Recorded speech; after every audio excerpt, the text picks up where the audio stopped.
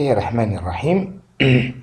Dans cette vidéo, je vais vous expliquer le principe de fonctionnement de l'indicateur d'arrivée d'eau qui joue le rôle aussi de détecteur de pluie.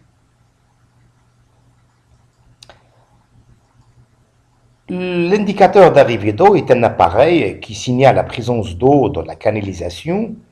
Il pourrait faire office d'un détecteur de pluie. Lors de l'arrivée intempestive de l'eau, cet outil est en mesure d'alerter l'habitant pour qu'il puisse empêcher une éventuelle inondation de la maison dans le cas où le robinet est ouvert. Aussi, il peut être utilisé comme un avertisseur sonore et lumineux lors d'un débordement des eaux de la baignoire et des fuites d'eau de la machine à laver.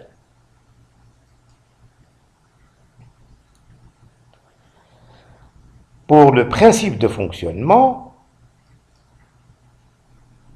le montage est constitué de 5 étages, un détecteur d'eau, un indicateur lumineux, un temporisateur cyclique et un indicateur sonore.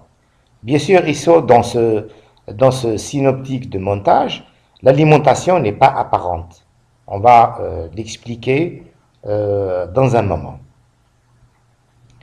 Donc, en se référant à ce synoptique, quand l'eau est présente, un clignoteur se met en marche. Et donc, sous forme de deux diodes,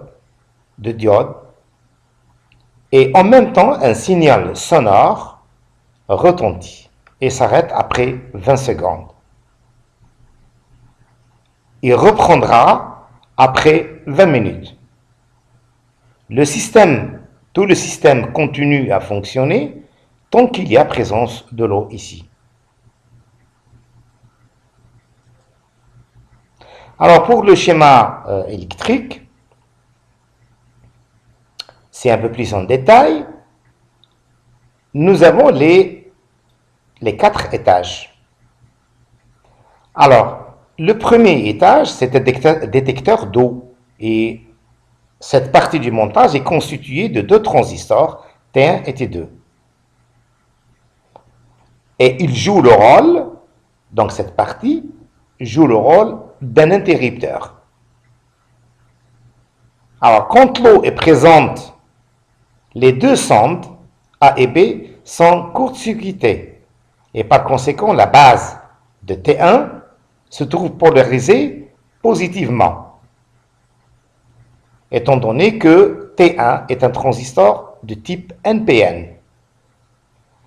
La jonction émetteur-collecteur est court-circuitée, d'où la base du transistor de T2 est polarisée et la jonction émetteur-collecteur de T2 est aussi en marche.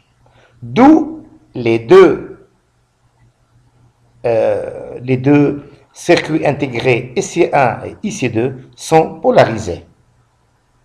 On peut bien sûr agir sur la sensibilité du système en agissant sur la résistance ajustable de 500 kΩ. Donc pour l'indicateur lumineux IC1, cet indicateur est sous forme de clignoteur, donc il y a deux diodes LED, donc LED 1, LED 2, qui clignotent alternativement.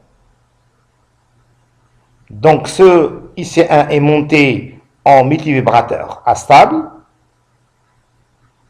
et tant que l'eau est présente dans la canalisation, les 2 diodes ou les 2 LED continuent à clignoter.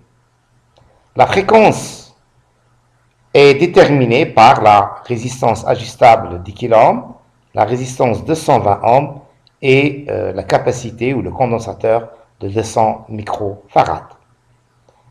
Pour le temporisateur cyclique, il fonctionne bien sûr en parallèle avec l'indicateur lumineux. C'est un multivibrateur astable de longue durée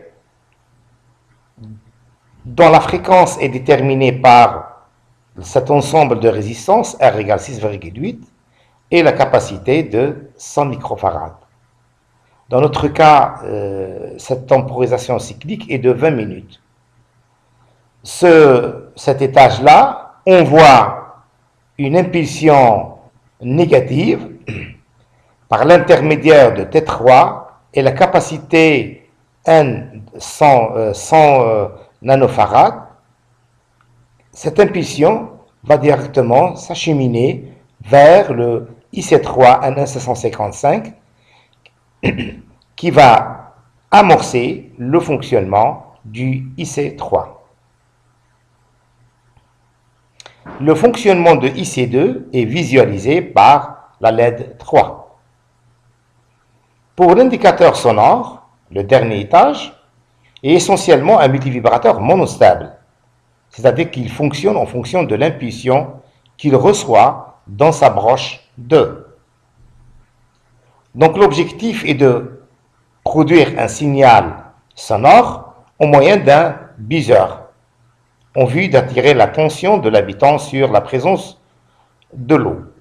La durée est de 20 secondes et cette durée est déterminée par la résistance ajustable, 1 mégaohm, la résistance de 47 kΩ et le condensateur de 220 microfarads. Il est bien sûr possible de réduire ou d'augmenter cette durée, plus ou moins 20 secondes. Il suffit d'agir sur la la résistance ajustable de 1 mégaohm.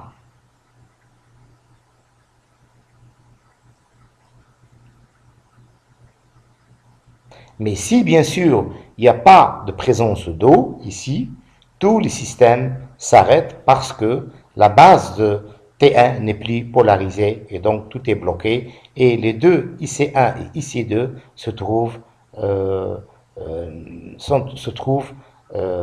dans l'air, c'est-à-dire que l'alimentation positive ou le potentiel positif n'existe plus.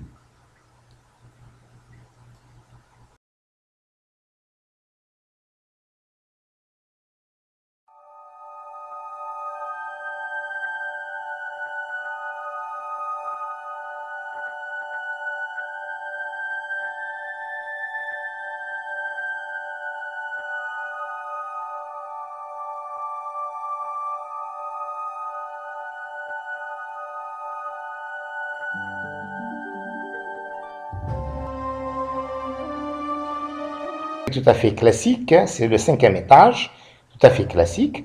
Donc la figure ci-dessus donne le schéma d'alimentation. Donc elle comprend un transformateur de 120-12 volts dans le secondaire qui donne 12 volts bien sûr. Cette tension est redressée par un pont constitué de 4 diodes.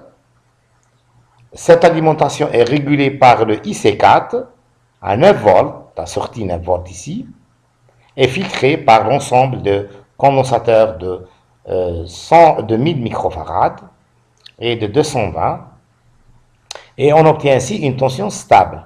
Le condensateur de 100 nanofarads, de nanofarad, achève le filtrage de la tension régulée qui est visualisée par la LED rouge, dont la tension est limitée par la résistance de 1 kΩ.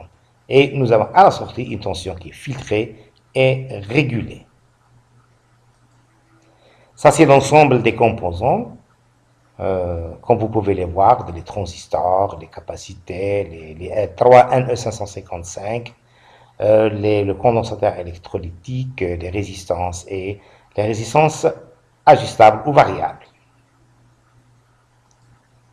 Ici aussi, c'est les composants pour l'alimentation et pour les transports, le IC4, le régulateur, les ponts de diode, les capacités, hein, et puis la résistance qui va limiter la tension de L4, et puis le condensateur d'antiparasitage de 100 nanofarads. Merci.